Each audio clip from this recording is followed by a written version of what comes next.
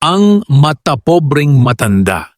Sa isang tahimik na barangay, may isang matandang babae na nagngangalang Aling Ima. Mayaman siya, may magandang bahay, maraming alahas at magagarang sasakyan. Ngunit sa kabila ng kanyang yaman, kilala siya sa pagiging matapobre at nangaapak ng tao. Mahilig siyang manghusga ng mahihirap, sobrang sama ng kanyang pag-uugali at ayaw niyang makihalubilo sa kanila. Ang baho naman ng amoy ng mga batang yan, alis, alis, sabi niya habang dumaraan ang mga batang nangangalakal ng basura. Wala kayong mararating sa buhay, mga hampas lupa. Araw-araw, sinisigawan niya ng malakas at pangit na boses ang mga taong naglalakad sa labas ng kanyang bakuran at ayaw niyang tumulong sa sinumang humihingi ng tulong kahit pa mga kapitbahay niyang humihingi lamang ng malamig na tubig. Magtrabaho kayo upang umasenso buhay niyo.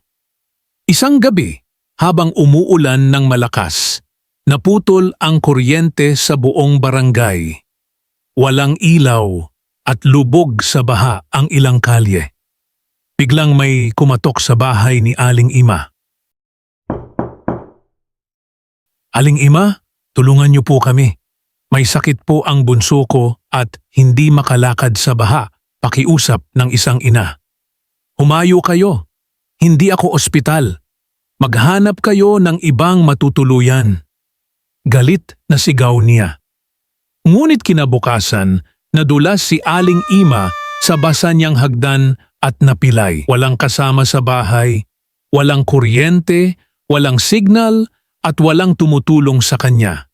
Naalala niya ang mga panahong itinaboy niya ang mga kapitbahay. Ilang oras siyang naiwang umiiyak at humihingi ng tulong. Hanggang sa dumating ang mga batang dati niyang pinandidirihan. Tulungan natin si Lola, sabi ng isa. Dahan-dahan siyang binuhat ng mga ito at dinala sa bahay ng isang mabait na kapitbahay. Doon niya napagtanto. Ang yaman ay nawawala, pero ang kabutihang loob ay naiiwan sa puso ng tao.